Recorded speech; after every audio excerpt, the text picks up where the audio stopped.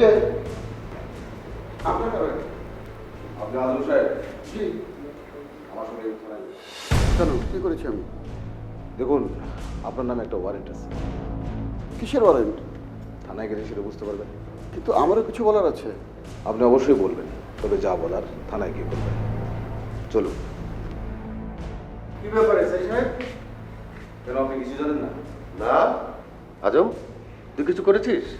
দাদা, আমি যা করেছি আমার জায়গায় তুমি থাকলে তাই করতে। থামুন, আর কোনো কথা বাড়াবেন না। আমার সঙ্গে এক্ষুনি থানায় চলুন। চলুন। এই দাঁড়ান দাঁড়ান, এই কি করছেন? এই থামেন। আরে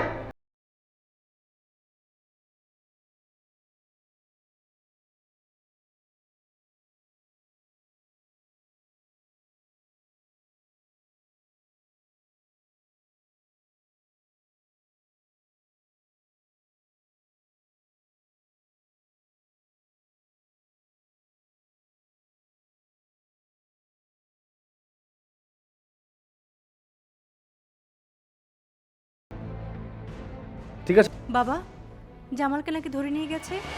জামালকে না তো আজমকে ধরে নিয়ে গেছে। ছোট চাচা? হ্যাঁ, ওনাকে কেন ধরে নিয়ে গেছে? কি জানি, আমি কিছুই বুঝতে পারছি না। অনেক কি ফিরেছে? না। ওকে একটু ফোন দাও তো মা, কি হচ্ছে আমি কিছুই বুঝতে পারছি না।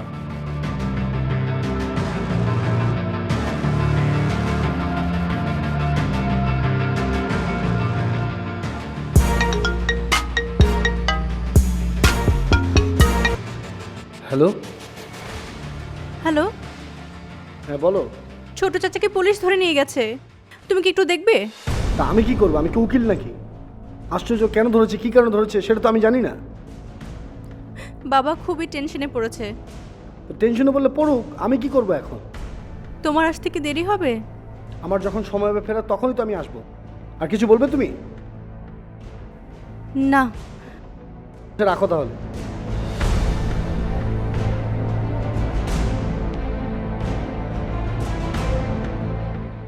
স্যার কোনো সমস্যা? না, কোনো সমস্যা নেই। স্যার আপনার প্রবলেম হলে আমি নেমে যেতে পারি, আপনি বাসায় চলে যান। বললাম তো কোনো সমস্যা নেই। আগে তোমাকে আমি তোমার বাসায় নামাবো, তারপর বাসায়।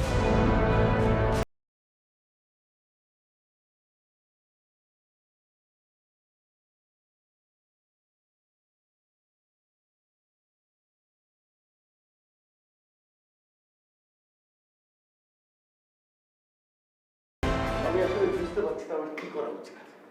তুমি তো কোনোদিনই বুঝতে পারোনি তোমার কি করা উচিত। তোমার আপন ভাই নিজের ছেলে হাজতে পচে মরছে, আর তুমি তোমার কর্তব্য বুঝতে পারছো না। কি বোমা, অনেককে খবর দিয়েছো? জি, ফোন করেছি। ও একটা কাজে আটকা পড়ে গেছে। আরে বাসায় এত বড় ঝামেলা, এর থেকে বড় ঝামেলা কি হতে পারে? আমি বলছিলাম কি, আমি একবার থানায় যাই। তুমি যাবে? জি, মানে নিশ্চয়ই কোনো ভুল বোঝাবুঝির কারণে ছোট চাচাকে ধরে নিয়ে গেছে। আমি গেলে ঠিকই ছাড়িয়ে আনতে পারবো। না না, শোনো, আমিও তোমার সাথে যাই। না বাবা, আপনি আমার কষ্ট করে। আরে কষ্টের কি আছে, চল তো দেখি।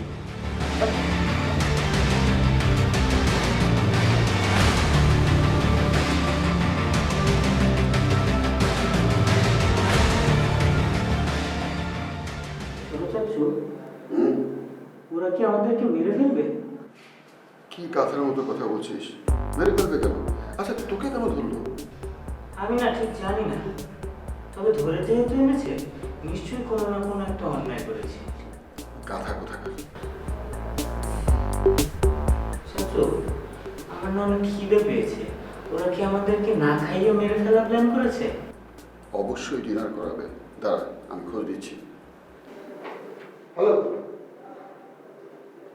ভাই, আমাদের ডিনারের কি ব্যবস্থা? ডিনার? জি। হ্যাঁ, ডিনার ব্যবস্থা হয়েছে।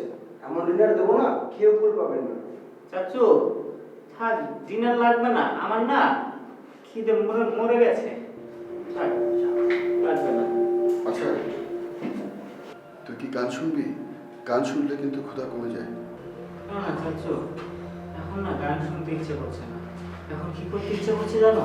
মনে হচ্ছে নিজে কান টেনে ধরে বলি, আর জীবনে কোনোদিন প্রেমের কথা মাথায় আনবো না, কখনো না। কাঁথার মতো কথা বলবি না, চুপ। ঠিক আছে, আর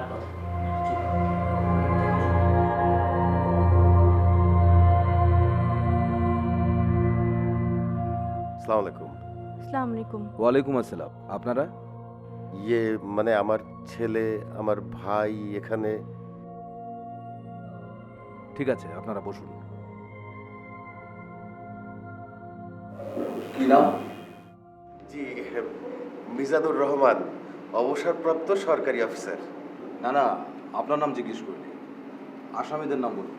ও আসামিদের নাম আজম আর এবং জামাল। আজম সাহেব, I mean Azam Rahman. I see. ওনার বিরুদ্ধে তো গুরুতর অভিযোগ আছে। কি কি অভিযোগ? অভিযোগটা হলো ক্রিমিনাল অফেন্স। সুরেশ খন্দকারকে জনতার সামনে নাকে ঘুষি মেরে সন্ত্রাসী কর্মকাণ্ড করার অভিযোগে অভিযুক্ত। সুরেশ খন্দকার? বিখ্যাত সুরকার বাবা। ওসি সাহেব, here I come. আরে ভাই, আপনি এসে বলছেন, বসুন। কি ব্যাপার ওই ওসি সাহেব, ওই স্টুপিডটাকে, ব্রুটালটাকে ধরে আনা হয়েছে? হ্যাঁ, খন্দকার সাহেব, ইনি হলেন আসামির বড় ভাই। আর আপনি? জি, আমি ভাতিজি ওনার। আপনি ভাতিজি? হাউ স্ট্রেঞ্জ, ভাতিজির সাথে যায় না। বাবা, উনি সুরেশ খন্দকার। খন্দকার সাহেব, আপনি এসেছেন, খুব ভালো করেছেন। যেহেতু আসামির পক্ষের বড় ভাই এসছে, আপনারা দুই পক্ষ বসে কথা বলুন, মিটমাট করার চেষ্টা করুন। আসলে এগুলো ভালো না, ঝামেলার মধ্যে থাকলে সবার জন্য খারাপ হয়। জি, যদি কিছু মনে না করেন, ছোট চাচা কি করেছে? দেখুন, আপনার চাচা যায় হোক, কিন্তু আমি লিজেন্ডারি সুরকার। সবার সামনে আমাকে পাঞ্চ মেরেছে, ঘুষি মেরেছে, লুক লুক লুক রেড হয়ে আছে। লুক ওসি সাহেব, এটা যদি বাইরের কান্ট্রিতে হতো, জাস্ট গিলেটিনে মাথাটা দিয়ে কপ করে একটা কোপ মেরে দিত, দুটো আলাদা হয়ে যেত। জি, দেখেন, আপনি তো দেখতেই পাচ্ছেন আমরা অনেক বড় একটা বিপদে পড়েছি। শুনেছি সঙ্গীত জগতের মানুষরা নাকি অনেক বড় মনের হয়, তাই একটু মানে মানবিক দিক বিবেচনা করে। বলছেন মানবিক দিক? মানবিক দিকটা বিবেচনা করে আমি ভাবছি একটা মীমাংসা করে ফেলবো, কিন্তু কিন্তু কিন্তু একটা শর্ত। প্লিজ প্লিজ, ইওর ব্রাদারকে, মানে আপনার ভাইকে আমার সামনে, এই লিজেন্ডারি সুরকারের সামনে হাত জোর করে ক্ষমা চেতে হবে। হাত জোর করে কেন, শুধু সরি বললে হবে না? বলছেন? আচ্ছা ঠিক আছে, আপনি যখন বলছেন সরি বলুন।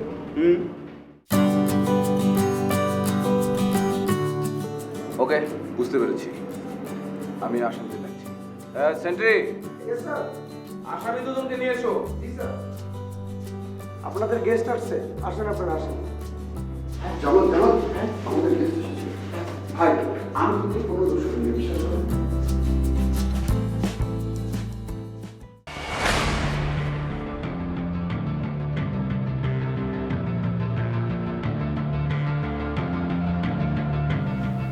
স্যার, জামালের কি অপরাধ? আসলে পুলিশ দেখে ভয়ে সে দৌড়ে পালাচ্ছিল, পরে জনতা তাকে গণধোলা দিয়েছে, তাই এই অবস্থা হয়েছে। আমি ব্যথা পাইনি ভাবি, বিশ্বাস করো, আমি একদমই ব্যথা পাইনি। আচ্ছা ভাবি, আমরা কি এখন বাসায় যাবো?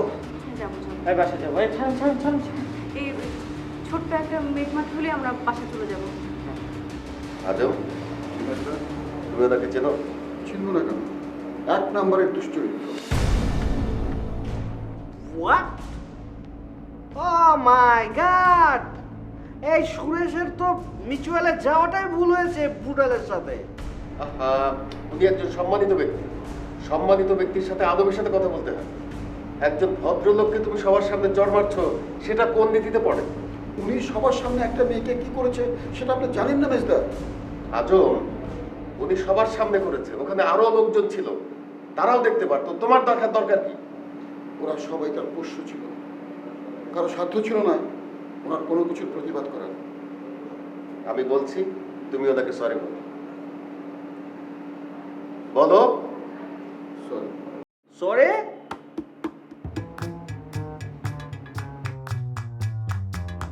এই সুরেশ, শুনতে পাইনি? আর শুনুন, আপনার এই ব্রুটাল ভাইকে বলে দেবেন তার মতো এরকম সিঙ্গার আমি রোজ 5টা করে জন্ম দিই। আর আমার এই পকেট যদি একবার ছাড়ি না, ওরকম 50টা সিঙ্গার রাস্তায় ঘোরাঘুরি করবে, ঘোরাঘুরি। হ্যাঁ, আপনার পাঞ্জাবির পকেটে যেসব শিল্পীরা থাকে, ছোট চাচা তাদের দলে পড়ে না। তারা আপনার পোষ্য। এই জন্যই তারা আপনার অপকর্মের প্রতিবাদ করতে পারে না, কিন্তু ছোট চাচা সেটা পারে। কি ওসি সাহেব, আমি কিন্তু মামলা করে দেব, সিধা মামলা করে দেব, সু করে দেব, যত মিউচুয়াল করেছে সব ক্যান্সেল করে দেব। না না খন্দকার সাহেব, এখন তো আর মামলা করতে পারবেন না। আমার সামনে তো সব কিছু ফয়সালা হয়ে গেছে, তাই না? I C.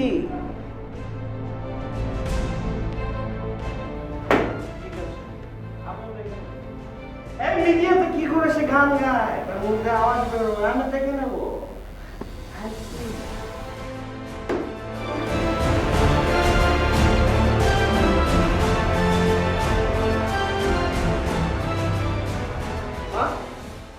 কি আশ্চর্য ব্যাপার, আমার জন্য একটু অপেক্ষা করতে পারলো না? হ্যাঁ, আমার মাথা তো ঠিক ছিল না, আমি না একদম বেদিশা হয়ে গিয়েছিলাম। তার মধ্যে বৌমা হঠাৎ করে এসে বললো যে মা, অনেকের যেহেতু ফিরতে দেরি হচ্ছে, আমি থানায় যাই। সাহস দেখালো, আমি কিছু আর বলতে পারলাম না। আর তোর বাবাও পিছু পিছু অমনি গেল। আর ও বললো তোমরা শুনলে? একটা মফস্বলের মেয়ে সে। বনি, তুই যতটা বলছিস বৌমা কিন্তু মোটেই তেমন না। আমি এই কদিন ধরে বৌমাকে খুব ভালো করে লক্ষ্য করেছি তো। শোন, আমার ধারণা বৌমা একদম ঠিকঠাকভাবে কাজটা করে আসতে পারবে। আচ্ছা, তুই এরকম চিৎকার চেঁচামেচি করছিস কেন? মা, তুই যা, বৌমার খোঁজে যা। না না, আমি তো যাবোই না। ওমা, না দেখি না, আমি এখানে বসে থাকবো। সে যখন এতটাই পারে সে করুক না, দেখি সে কি করে। এই তো, তুই তো তোর বাবার মতো ভাবনা তো। বসে থাক, তাহলে আমি যাই। যাবো না, এখানেও বসা সম্ভব না। আমি কি করবো?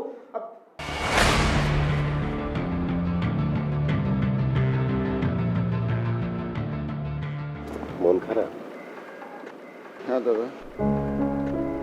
আরে, কত মানুষ কত ধরনের কথা বলবে, সব কথা কানে তুলতে নেই।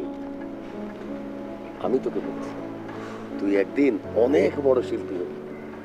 না দাদা, আমি কোনোদিনও বড় শিল্পী হতে পারবো না। বড় দাদা বলেছিলেন না, যার নতে হয় না তার 99তেও হয় না। তোর আমার কথায় ভরসা নেই? আচ্ছা, হয়ে যাক এখনই প্রমাণ। একটা গান ধর।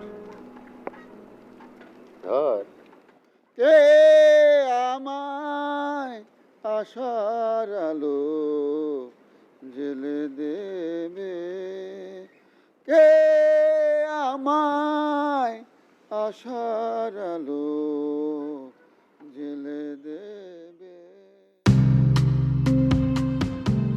জামাল, জামাল, মানে সারাদিন কিছু না খেয়েছিল তো, ওই সেন্সলেস হয়ে পড়ে গেছে। হসপিটাল থেকে স্যালাইন দিয়ে এনেছি, একটু ঠিক হয়ে যাবে। ওখানে কি গণপিটুনি দিয়েছে? না না, তেমন কিছু না। ওকে একটু রেস্ট নিলে ঠিক হয়ে যাবে। কি রে বাবা, তোকে কি মারধর করেছে? হ্যাঁ, আয় চল চল তো, দেখো দেখি। চল বাবা, চল। আয়, আয়, উপরে শুনি। আয়, কথা শুনিস না।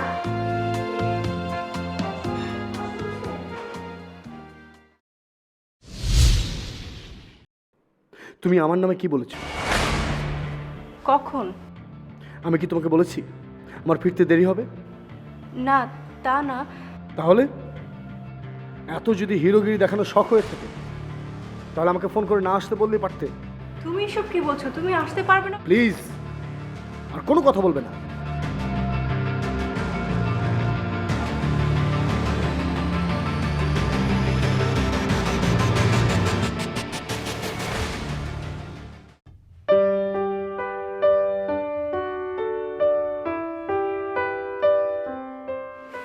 স্যার, মালিকের ছেলে নাকি এখন থেকে অফিসে বসবে, জানেন না কি কিছু? হ্যাঁ তাই তো শুনলাম। স্যার, সাধারণত মালিক পক্ষের কেউ অফিসে চেঞ্জ হলে নাকি অফিসে অনেক বড় ধরনের নাড়াচাড়া হয়। উনি কী ধরনের নাড়াচাড়া করবে কে জানে? কি ব্যাপার, ভয় পাচ্ছেন নাকি? স্যার, একটু তো পাচ্ছি।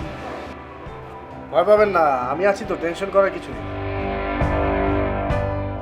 আপনি তো আমার ভরসা।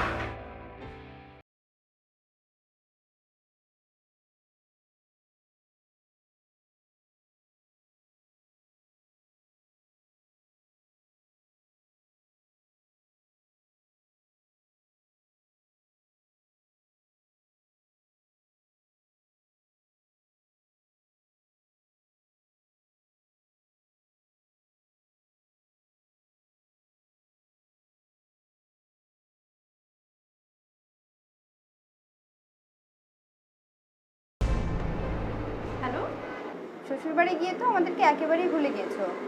সেই যে গেলে আর একবারও এলে না। আসলে একদমই সময় পাই না জানিস। তোর কথা আমার ভীষণ মনে পড়ে। মনে পড়ে না ছাই? এত কিসের ব্যস্ততা তোমার? তুই চলে আয়। আমি কি চাইলেই আসতে পারি? আচ্ছা, তোমার শ্বশুরবাড়ির লোকেরা কেমন বলো তো? তোমাকে বোঝে তো? বোঝে মানে? সারাক্ষণ আমার খেয়াল রাখতে রাখতে ওনাদের দিনই চলে যায়। আর এই বাড়িতে কখনো মেয়ে ছিল না তো, তাই সবাই আমাকে মেয়ের মতন করে আদর করে। দুলাভাই যেন আবার তোমাকে মেয়ের মতো মনে না করে। খুব পেকেছিস না? মারবো ধরে। দাঁড়া, মামাকে বলে এবার তোরও একটা বিয়ে দিতে হবে, বুঝলি? আমি তোকে ফোন দিচ্ছি। কি হয়েছে? ভাই এখনো ফেরেনি না? ওর তো ফিরতে দেরি হয়। কি হয়েছে বলো তো? মানে ভাইয়াকে দেখলাম একটা মেয়ের সঙ্গে না রেস্টুরেন্টে বসে আছে। হয়তো কলিগের সাথে গেছে। না না, অফিসের কলিগ হলে অফিসে যাবে, অফিসে বসবে, রেস্টুরেন্টে কি? রেস্টুরেন্টে বসতে পারে না? না, তা নিষেধ না। তবে ভাবি, তুমি কিন্তু ভাইয়ের প্রতি একটু খেয়াল রাখবে, হ্যাঁ? তুমি অযথাই সন্দেহ করছো। আসলে হয়তো ওর অফিসের খাবার ভালো লাগছিল না, তাই রেস্টুরেন্টে গিয়েছে। আর তুমি তো জানোই তোমার ভাইয়া কখনো একা একা খেতে পারে না। না, না, তাই ব্যাপারটা আমার কাছে সন্দেহজনক মনে হয়েছে, এই জন্যই তো তোমাকে বললাম, নাহলে কি বলতাম না। তুমি একটু খেয়াল রেখো, হ্যাঁ? ভালো মতো খেয়াল রেখো।